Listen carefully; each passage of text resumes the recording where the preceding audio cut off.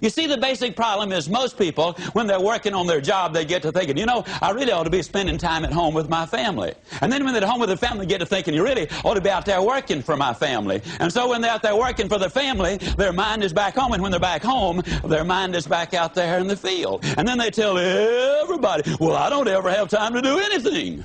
No wonder you're always traveling.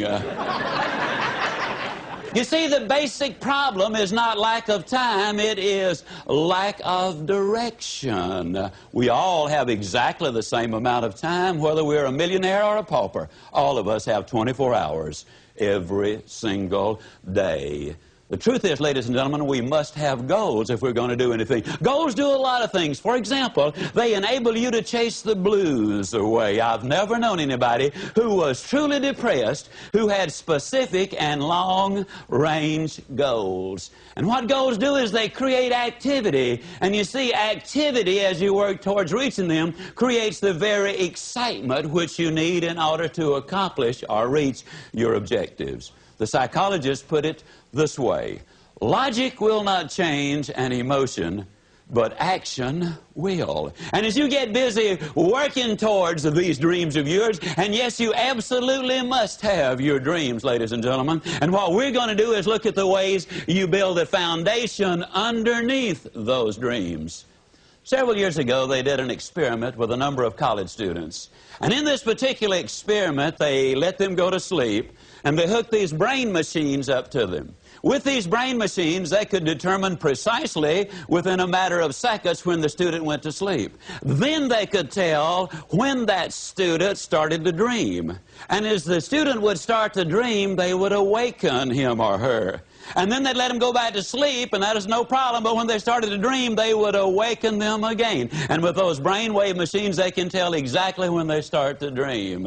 At the end of one night of this kind of treatment, many of the students were nervous and fidgety. At the end of 2 nights of this kind of treatment, where they had a reasonable amount of sleep, but no dreaming, they became very irritable and very short and very cross. At the end of just 3 nights of a reasonable amount of sleep, but no dreaming, they could tell that some of them were headed for some psychological difficulties. And so what they did was they aborted the experiment. Now, about 24 hours later, most of the students were back to normal. Within a week, all of them had returned 100%. But the experiment proved something very conclusively, and that's this: when you're asleep, ladies and gentlemen, you need your dreams.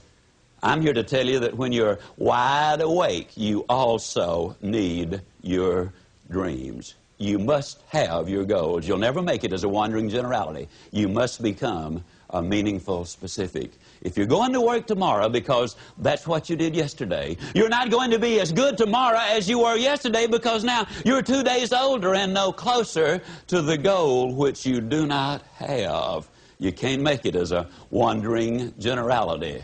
Most people understand you got to become a meaningful specific. It reminds me of an experiment done some little while ago by Jean-Henri Fabre, the great French naturalist.